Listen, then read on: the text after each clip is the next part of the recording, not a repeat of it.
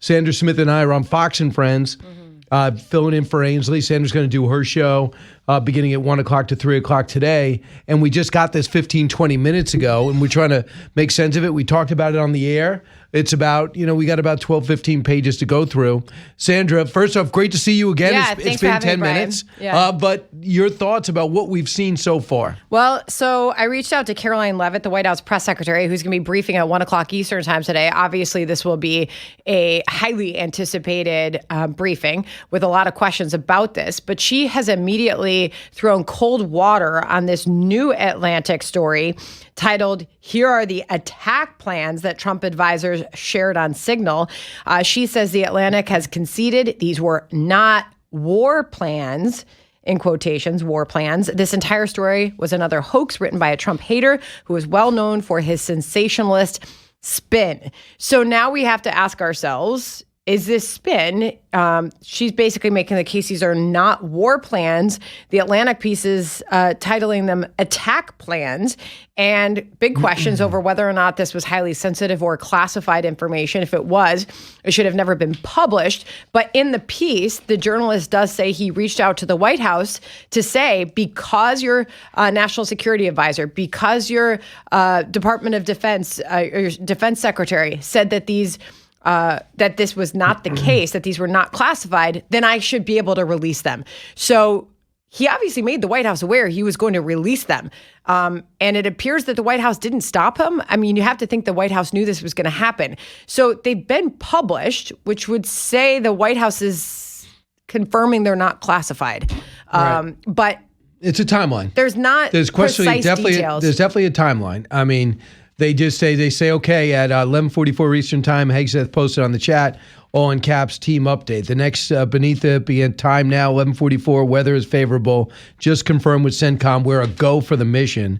CENTCOM or Send Command is this, okay, they just give it. 12:15 F-18's launch. First strike package, 13:45 trigger F-15 strike launch, 14:10 the F-18 launch again. So they do have a timeline, 2 o'clock. Waltz responded, typing too fast because it looks like the vice president couldn't understand what Waltz meant. So they talk about, the exchanges happening during the attack. What's classified, what's not. It's been a couple of weeks since the actual attack. Well, something stands out to me as I read through the timeline here, and that is that Waltz, the national security advisor, speaking to Hegseth at 2 p.m., responded, typing too fast. The first target, their top missile guy, we had positive idea of him walking into his girlfriend's building, and it's now collapsed. To which the Vice President J.D. Vance responded a minute later, excellent. 35 minutes after that, Ratcliffe jumps in, the CIA director. A good start, he writes, which Waltz followed with a text containing a fist emoji and an American flag emoji and a fire emoji. Okay, so typing too fast, sometimes you type fast, and I think that's a big part of what we're wondering is whether or not maybe because he's owned that he started this chat room right on an encrypted app. Did he do it hastily, and did he accidentally plug in this journalist, although he's maintained that he's never spoken to him before and did not have his contact in his phone, which is why he suggested maybe that journalist's phone number was behind someone else's name that he meant to have in the room? I would say after talking to him last night, that there's no Waltz. way. Yeah, Mike Waltz. There's no way he had it in his phone. He goes, never met him. I would never have it in my phone. It's no way. And then you have to physically transport your contacts. It's not going from your phone to Signal. You have to physically decide what is going to carry over. I don't think there's any way it was intentionally done. I'm personally not sure, and he didn't say this, how much he actually did and how much his assistant did or his somebody in his... Well, and to be sure, he's not, the journalist He takes responsibility. The journalist, Goldberg, isn't stepping up and saying, oh, no, I know these guys. I've talked to them before. They would have my number. He's not saying that. Yeah. He did say something to the effect of, I've met Mike Waltz before. But Mike Waltz doesn't stand. Yeah. We haven't shared, he didn't say we have shared contact information. So you heard from Mike Waltz last night when he was talking to Laura Ingraham that they are investigating, quote, how the heck he got into this room. You'd hope that something turns up pretty quickly here. They say Elon Musk and all his expert tech guys are on the case. a huge question is, and Mike Waltz said he couldn't answer this last night, who did he intend to have in the room? And when was the last time he communicated with him? Because the last time he communicated with him was the correct number behind it. I would say this. There is a person that he wanted on there with those initials. And when he saw that person in the hall, he asked him, he referenced something about this text chain, and he said, I don't know what you're talking about. I wasn't on that. He listened to Mike Waltz last night, cut 5. A staffer wasn't responsible, and look, I take full responsibility. I built the group. My job is to make sure everything's coordinated. But how did the number? I mean, I don't mean to be pedantic here, but how did the number? Have you ever had somebody's contact that shows their name, and then you have somebody else's number there? I never make those mistakes. Right? You got somebody else's number on someone else's contact. So of course I didn't see this loser in the group. It looked like someone else. Now whether he did it deliberately or it happened in some other technical mean is something we're trying to figure out. So, I mean, we'll see. That they wanted this story to be over. I think the minute they were challenged by Waltz or really by Pete, Secretary of Defense Hegseth, that there is no sensitive war plans on there. I think that put the pressure on the Atlantic to come out with the rest of it. Don't you agree? No classified war plans. I think anybody can make the case that this is sensitive information. Right.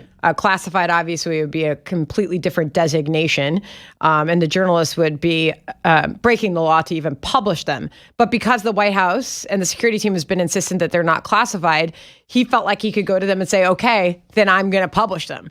So I don't think anybody thinks it's a great thing that this all is getting out there. Waltz has said they're embarrassed. He's owning up to this is on him. He started the chat. But we better as heck get to the bottom of this. And we need to decide as a country, is sensitive information like this best exchanged in a skiff? I mean, I don't know how you avoid something like this from happening. I think I told you this story at the commercial break during Fox and Friends this morning. Yeah. But this stuff can happen. Anybody listening right now, I know you probably have millions of different chat strings in your phone, whether it's family or it's friends or it's work colleagues or, whatever it may be. Our family text chain has 19 people in it. One day we noticed an extra person who chimed in and said, I've really enjoyed listening to your family exchanges. This is a true story. And we all paused, froze, exited, took it to the side and said, who is on here? We don't know how that person got on there. Yeah. We've never gotten to the bottom of it. There wasn't national security risk to this particular situation, but that happened. I mean, these are supposed to be pretty secure, encrypted apps, which is why they're using Signal. Signal has published a statement and pushed back on any idea that perhaps it was faulty. It's not secure, yeah. Or not secure, but should they be using Signal? Should information like this be exchanged on an encrypted app that could be exposed to the outside world? I will say this: we're going to cover it today, no doubt about it. You're going to do it at 2:00. I actually think we're giving way too much coverage to this. No one even cared about the attack. No one even cared. I've cared about it. I love that. I love the intrigue in that region. I know the Houthi rebel attack was so important because it came a day after we also wrote a letter to Iran saying you got 2 months to consider what's next. You dismantle your nuclear program or we will. And at the same time, you give a serious hit on the Houthi rebels to open up that waterway.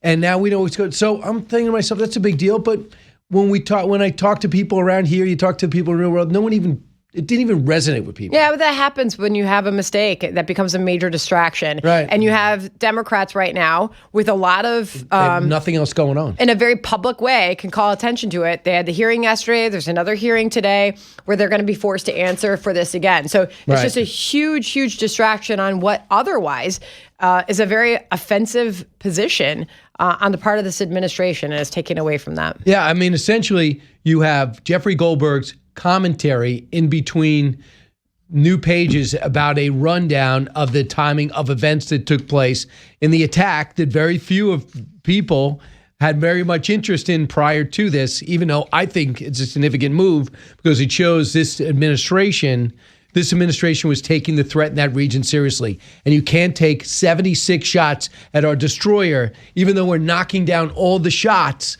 all the drone strikes, even though we're knocking them all down. You can't do that and not expect a massive retaliation. Also, what's Israel doing?